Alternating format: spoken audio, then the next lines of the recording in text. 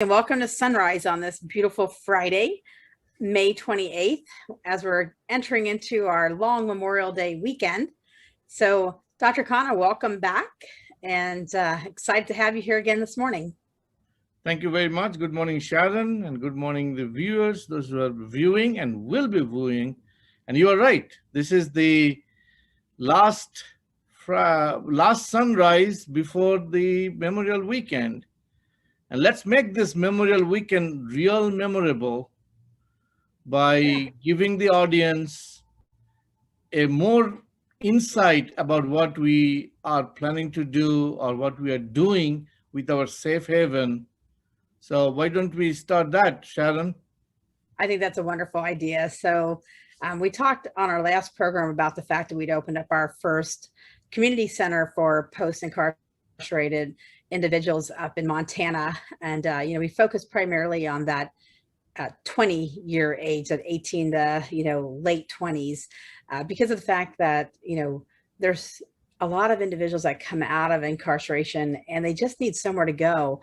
Some of them have homes, some of them may not have homes, but regardless, they don't feel like there's a place in the community where they're accepted. And we wanted to start expanding across the 50 states to give a community center that provides that, in a safe environment, and then build around that all the things that they really need to add to their life to continue to grow it. Some of them may eventually end up in the home of hopes that you're opening across the country. But for a lot of them, the community center may be where they need to be. They just need that safe place. They were able to go back home, or they've got somewhere that they can call home, but they need that camaraderie feeling of, support and care and love. And, also, building that community center up like that allows them to go out as a group into the community and volunteer and do things so people can see that, they're not that bad people. And I think so often from what we see, and we'll hear this afternoon from Ryan Fagan, even on our afternoon talk show today at 3:00, the fact that, a lot of these kids come out and they just don't have the support. They have one piece of it, but our goal is to be able to give them all of it. So why don't you talk a little bit about what does that look like? No, thank you very much for setting the platform about the discussion of the safe haven. But I would like to emphasize very first thing that when these young adults, they come out of jail, they really feel that they don't have a place to go. And that mindset needs to be changed. This safe haven, that's the whole purpose of having this safe haven, that those young adults between 18 and late 20s, they need to know that, no, I have a place to go. I have a place where I can hang out. I have a place where I can talk. I have a place where I can reveal my dream. I have a place where I can, get a mentor or whatever. I want that positive information coming to their brain. Okay, I have a place where people are going to accept me, whatever I am. And also I would like this safe haven, which they're doing very good in Hamilton, Montana, that they're letting the local population, local community also understand that these young adults are being taken care by us. That's what we call as a safe haven. Okay, we are taking care of them. They are not going to be a threat to the community. Okay, so this is a two-pronged approach which our initiative is doing. And that's what our initiative has a differentiating factor, or the main reason why our initiative is different than others, because we are approaching two-pronged. We are going to the community, educating them and showing them, demonstrating them that these young adults if they've been nurtured properly, if I may use that word, nurtured properly, okay, that means from head to toe, which includes mentally, physically, medically, financially, from the education point of view, from everything. If they've been guided properly, they are normal human being. They can lead a normal life. Okay.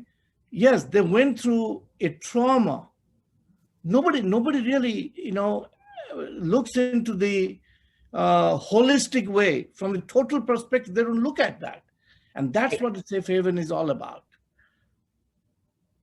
I think one of the big things too that we see is that these individuals, they don't feel accepted into the community. So they come back and, there's just not that piece that makes them feel accepted. And I think that this is something that can help in that respect, to, by putting them in one place together like that, and adding in the fact that, you're going to give them that, person that's going to come in and talk with them and oversee where they're going with things. They'll be able to have that community effect of like having time where they can gather as a group and talk, whether that's through, somebody who comes in that is, a psychologist type individual, right, or a mentor, or somebody in the religious realm of things.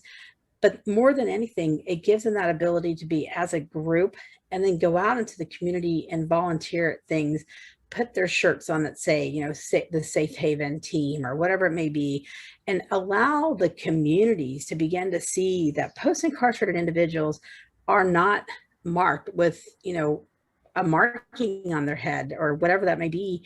Because I know, even for individuals that I have associations with that have that stigmatism is always there, they're that bad person.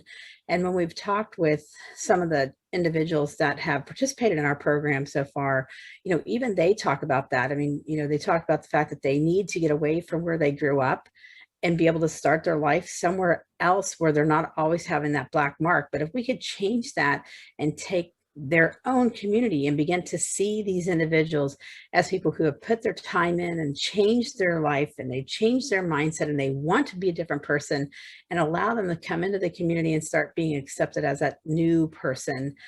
I think it's really important. And I think that's something that, that's a goal of Safe Haven, is to get to the point that post-incarcerated individuals are not looked at in the way that they have been in the past. And we start to change that stigmatism within their own communities. Absolutely. That's what I need to put that nail and the hammer in that particular point. Yeah. Yeah. Because you cannot just keep on blaming the individual. Oh, they are bad people. Like you said, they're not bad. Nobody is born bad. Okay. It's the situation. There was a situation for them that made them do something wrong, and then they went out. Okay, they did their punishment, they finished their punishment. But when they come out, are we rewarding them when they are just like there is an individual in Montana we've been talking to, for last 11 years, he did not do a single crime after coming out of jail. Well, did anybody look into that? Did anybody reward him that, oh my God, this person did not do any crime. He is a very nice man. He's taking care of his kids. He's having a nice job. No, nobody rewarded him for 11 years. Okay. So, but the community is telling, like you said, they're putting a label on him. Oh, he's a hex offender. Okay? Yeah. He's a bad person. Why? Yeah. That's what we need to change.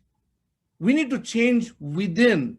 I don't want to be a philosopher here, but, we got to talk about people needs to start changing their way of looking at it. Right. They need to change the way of looking at it. And then only these post-incarcerated individuals will have a bright future. Yeah. And I think, if you put any group of people together and they start to build a community, that community has that ability to make a change. Right. And, so I think that's the other big thing that Safe Haven has the ability to do, is to build that community and then allow that community to go out and make that change and have people starting to see them in a different light. No, absolutely, Sharon. And I'm really proud of the team in Montana. They're working. We have a local board there, and each of the board members of that local board, they're so enthusiastic. They're going every single day, and they're taking this two-prong approach.